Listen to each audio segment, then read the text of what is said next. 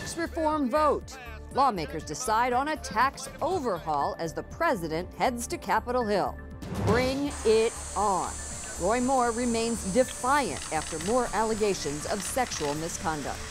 Conversation with Cardinal Dolan. The genius of this country is that we were founded as a haven for people to follow the principles of their conscience and to practice their faith. Why the head of the Archdiocese of New York is putting pressure on Congress.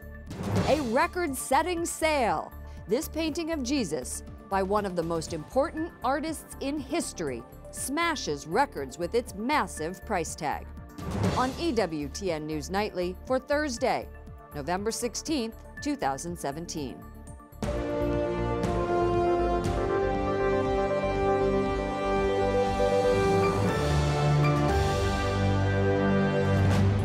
On this vote, the yeas are 227, the nays are 205. The bill is passed.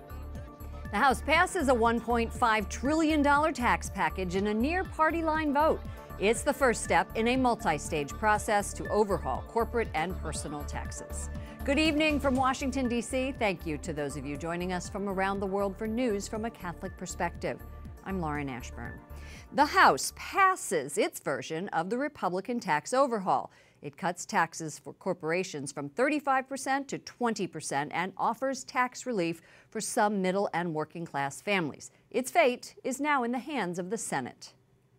Is it better than what we have now, which is at best 31 years old and driving businesses offshore? Yes, it is. The tax scam won't create jobs. It won't raise wages, as I said. It will only fill the coffers of donors and the fat cats.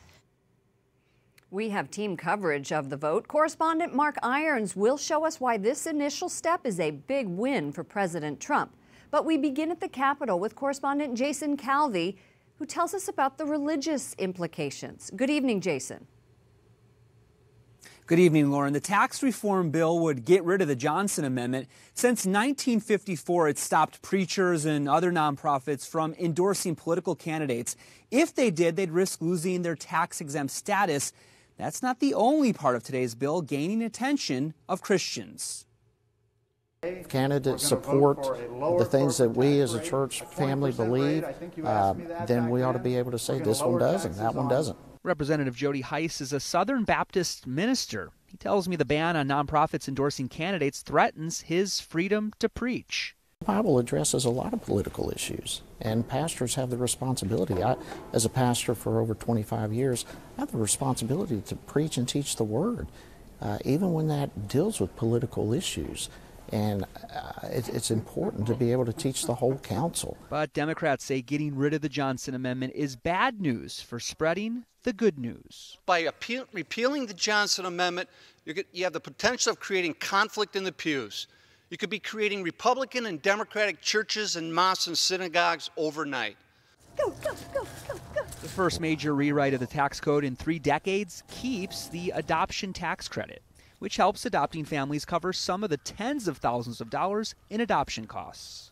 The U.S. bishops urged lawmakers to save that credit. Bishop Frank Duane of Venice, Florida, is the chairman of the U.S. Bishops' Committee on Domestic Justice. He says the adoption tax credit is worth more than any dollar amount. Financially, we're not talking about large amounts of money at all, the adoption tax credit. However, it does say who we are as a nation, who we are as a country that is supporting life, who we are a country that says children have a right to a family, a mother and father. Bishop Duane tells congressmen that the GOP tax plan is unacceptable. He says he's worried with estimates the bill will, by 2023, lead to higher taxes for the working poor. They're also worried the plan could hurt charities. Indiana University finds the bill could lead to charities losing billions of dollars. Lauren? Jason, why is that? Because the plan doubles the standard deduction, and so more people would then take it, but only people who itemize can claim the charitable deduction. The worry is less people will have the extra motivation to donate. Capitol Hill correspondent Jason Calvi. Thank you, Jason. Conservatives are calling this a defining moment for President Trump if it passes the Senate. This legislation would be his first major victory after failing to reform his signature campaign promise to repeal and replace Obamacare. White House correspondent Mark Irons followed the president to Capitol Hill today, where he rallied lawmakers. Good evening, Mark. Good evening, Lauren. The president returned here to the White House after successfully lobbying House Republicans, calling it a big step. He needs the full Congress to pass tax reform to save his agenda. Lawmakers agree it would be a catastrophe if it fails. It's a disaster if it doesn't go through for the country, for the party, for the president, for everybody. It's a disaster if it doesn't get through. I talked to several House Republicans as they emerged from their meeting with President Trump. They each told me he needs a big victory on tax reform. Describe to me how important this is going to be for his agenda for the president. Oh, huge. And I mean, in retrospect, I wish we would have done this one first. President Trump's trip to Capitol Hill shows how important this bill is to him. For weeks at the Capitol, it's been all hands on deck as Trump's top advisors lobbied lawmakers. EWTN News Nightly witnessed Kellyanne Conway and Treasury Secretary Steve Mnuchin last week standing alongside senators. We want to invigorate and inspire all those would-be job holders and would-be entrepreneurs in this country. Romina Bacha, the Deputy Director for Economic Policy at the Heritage Foundation, says this legislative battle is different. The president has been much more engaged. This is clearly an issue he cares deeply about, that he knows about, and as a businessman understands the importance of. And I think that's really strengthened the president's hand in working with Congress to make tax reform a reality.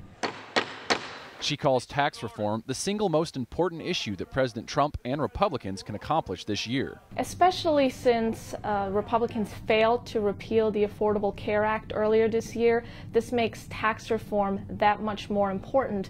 Otherwise, you're looking at a potentially failed first year, which no president wants to face. President Trump still needs to convince senators to pass tax reform before he can move on to his other agenda items, including infrastructure and welfare reform. Lauren. White House correspondent Mark Irons. Thank you, Mark. Joining us now is Senator James Lankford, a Republican from Oklahoma. Welcome back to the program. Thank you. Glad to be back with you again. The Senate can only afford to lose just 2 GOP votes to pass your version of tax reform, and it doesn't look like you're going to have those. Senator Ron Johnson, a Republican from Wisconsin, opposes it. Others may too. Now, if the president wants this on his desk by Christmas, how are you going to convince fellow senators to pass this bill? Well, I think we continue to be able to work through the process to be able to solve the questions. I don't hear Ron Johnson and others saying, hey, I'm opposed to ever doing tax reform. They're opposed to aspects of it. So that's part of the negotiations.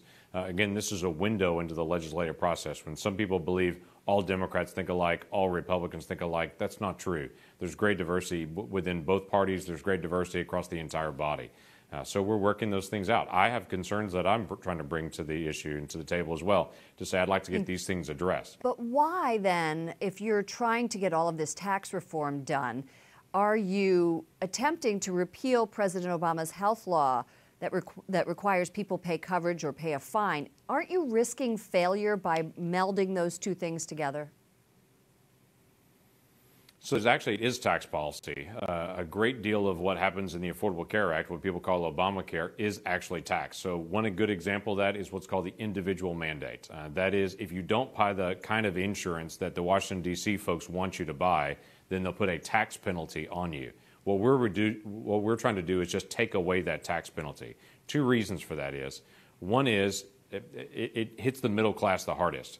In my state in Oklahoma, I don't know what it is in every state around the country, but in my state in Oklahoma, 81% of the people that pay that fine make $50,000 or less a year. These are people that can't afford the new Obamacare insurance, so they can't afford to buy it, but then they get hit with a big penalty as well. So that we're trying to be able to take away that tax penalty directly on middle class. Let's talk about the Universal Charitable Giving Act you recently introduced to help low-income taxpayers who don't itemize charitable donations. The House version has not included it in its version. Why is this important to tax reform? You know, most individuals that itemize on their own returns itemize on their mortgage interest deduction and itemize on charitable giving. Millions of Americans in the middle class donate to their church, they donate to other nonprofits, other entities within their community. We want to continue to incentivize that. Quite frankly, individual nonprofits and churches are much more efficient taking care of social needs than the government will ever be. So we want to continue to be able to encourage that behavior. Right now, the way that it is set up for charitable giving is that charitable giving is still protected, but it's protected for the highest 10% of individuals in their tax returns. The lower 90% of those don't have that because, quite frankly, they'll have a larger standard deduction, so they don't need it. I would still like to see us incentivize charitable giving. Senator James Lankford of Oklahoma, thank you so much for joining us. You bet. Glad to be able to be with you. A radio host in Los Angeles has accused Minnesota Democrat Al Franken, senator from that state, of groping and kissing her without her consent in 2006. Leanne Tweeden says the incidents took place when she and Franken were on a USO tour overseas. Senator Franken apologized in a statement, but added he remembers events a little differently.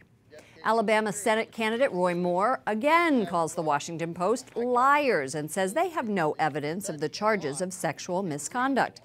In a news conference with religious leaders, Moore said this afternoon he won't drop out of the race. But in a tweet addressed to Senate Majority Leader Mitch McConnell earlier today, he says, quote, "Bring it on."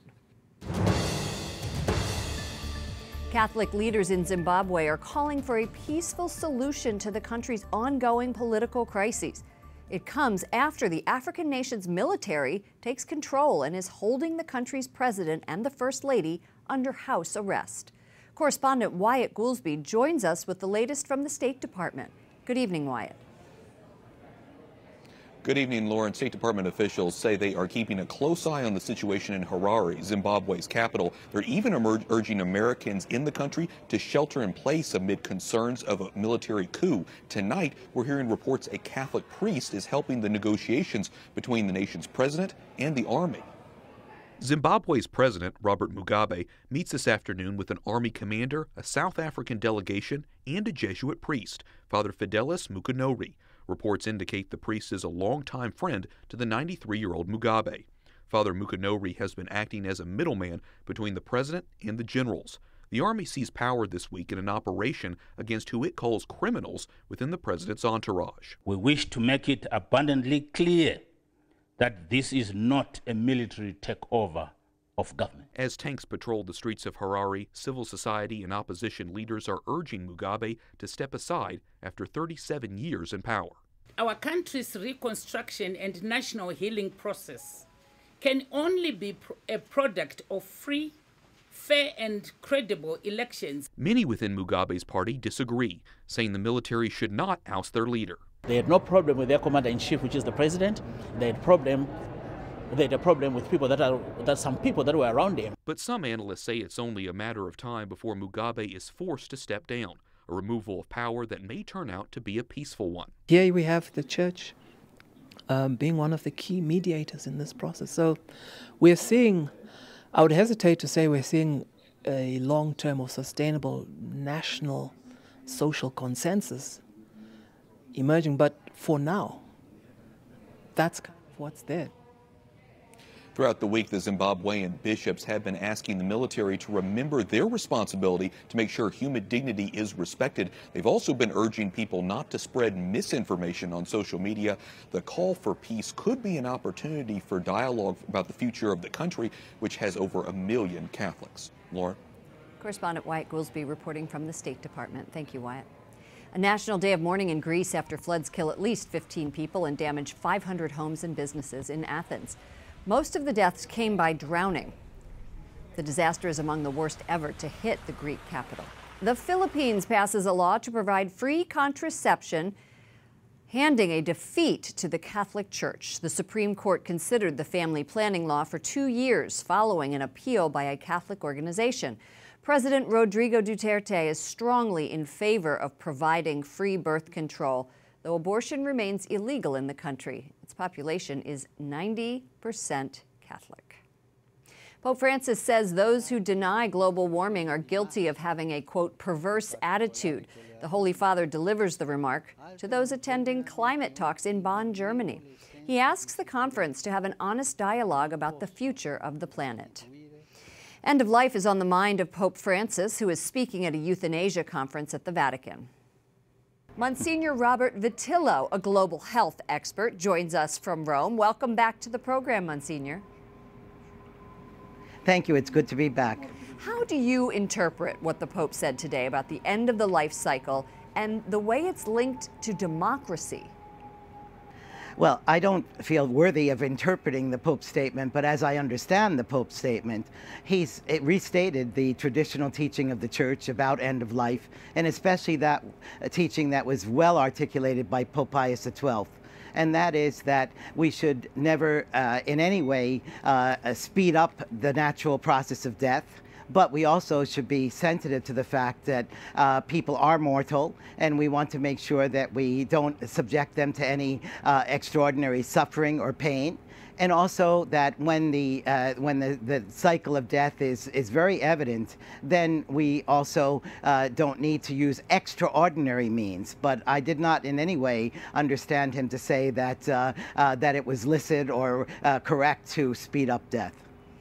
You have a meeting at the Vatican tomorrow with the heads of the pharmaceutical companies to increase research on medicine for children living with HIV/AIDS. Why are you focusing on children and AIDS tomorrow? Well, there's a very simple reason, and actually Cardinal Turkson, this is the third high-level dialogue with the CEOs of pharmaceutical and diagnostic companies that he has convened at the Vatican. The reason is that much more progress has been made in developing the medicines that help adults living with HIV and AIDS, but we still have a big problem with having the right formulations, child-friendly formulations for the children. Also, we find that most of the children diagnosed with HIV are not diagnosed until they're 5 years of age, but half of the children living with HIV who have no treatment die before they're 2 years old. So we want to make sure that we can keep children alive. We have no cure for HIV, but we can keep them alive with the treatment, and then they can then grow to be adults and to contribute to the future of society. Monsignor Robert Vitillo, thank you so much for joining us. Okay, thank you.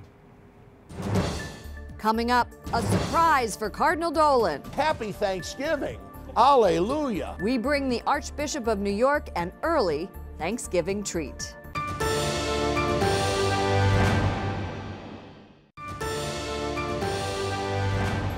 Lawmakers in Ohio are working to protect the unborn babies with Down syndrome. The state Senate voted yesterday to ban abortions after a fetal diagnosis of Down syndrome. Ohio Right to Life lobbied lawmakers for the past 2 years.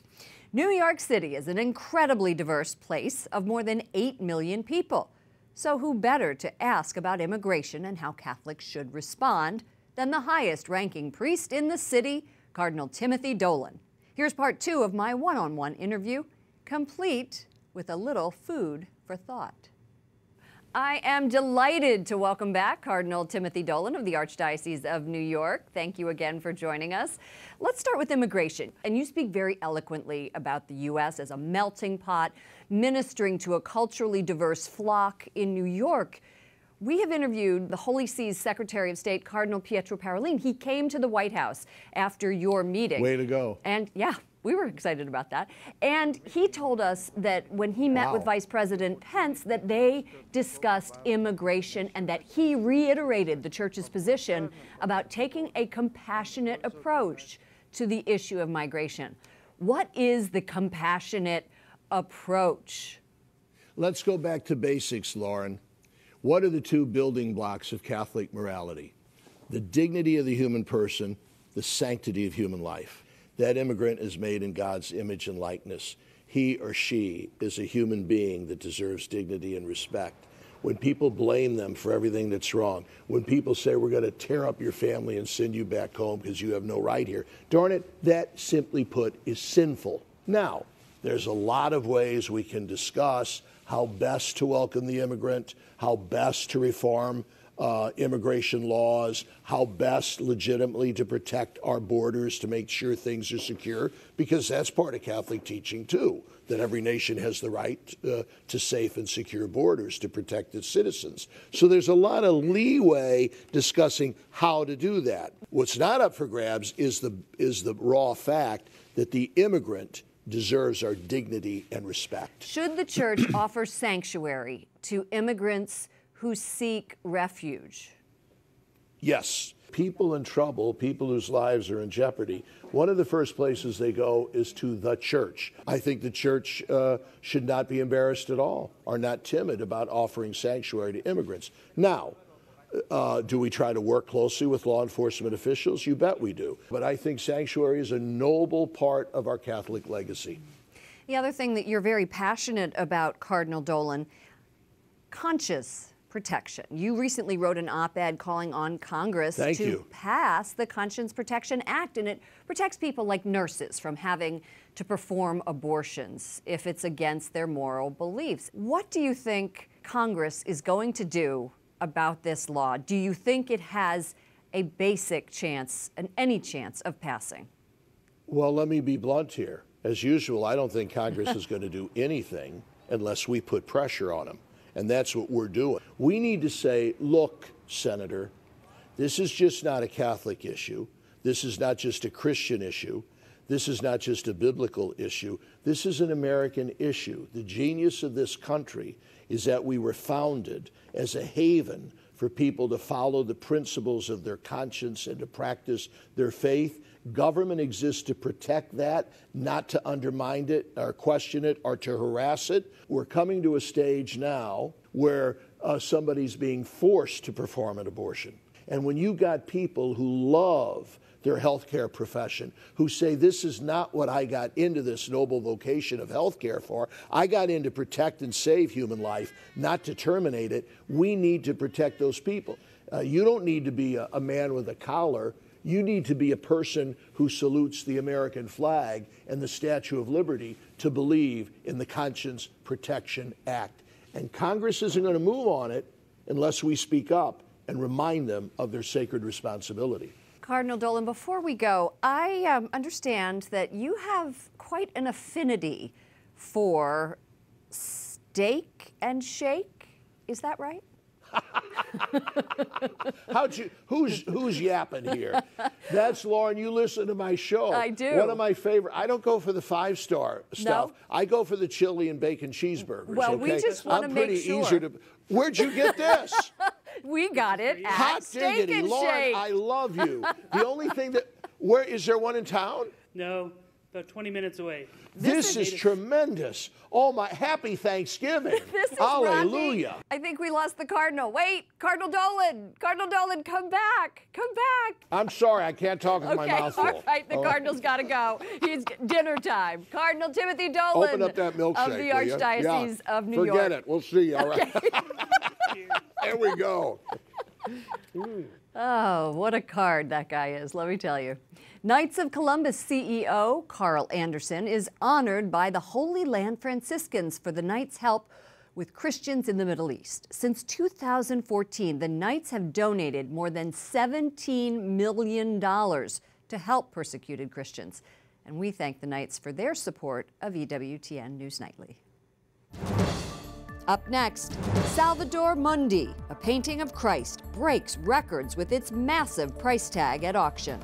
Plus, a final farewell for a homeless veteran, the touching honor, thanks to a Catholic high school.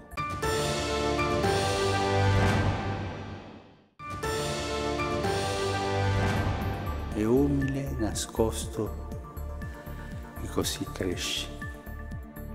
Pope Francis says the kingdom of heaven is not a carnival, but instead humble and hidden. In his daily Mass in Rome, the Pope says the kingdom grows if we let the Holy Spirit work inside us. The sale of a painting of Jesus shatters a world record. Leonardo da Vinci's Salvator Mundi, or Savior of the World, sells for nearly $500 million at Christie's in New York City. The identity of the buyer was not immediately revealed. Only around 20 Da Vinci paintings are known to exist, and all but this one is in a museum. Finally tonight, this is a very heartwarming story. A homeless military veteran named John dies in Boston. He had no living family or friends and faced an empty funeral until a group of Catholic high school students intervened. Will Padden, a senior at Catholic Memorial High School outside of Boston, and 40 of his friends organized and attended the funeral mass held yesterday in the school chapel. They did the reading, served as pallbearers, acted as a stand-in family for members the man never knew he had. Padden says he was inspired by his father and grandfather, who were Marines. For me to be able to be there for John, like my father, I would want anyone to be there for my father or for any of the guys that he works with. So for me to be there for John was especially meaningful because I know how much it would mean to my dad. The boys found out about John from a local funeral home. The flag from his military funeral will remain at the school. Padden says he was welcomed with open arms when he arrived at Catholic Memorial in 7th grade, and he's pleased to have done the same for John. What an inspiring teenager he is. For all of us here at EWTN News Nightly, to all of you around the world, thank you for watching. I'm Lauren Ashburn. We'll be back tomorrow with more news from a Catholic perspective. Good night, and God bless you.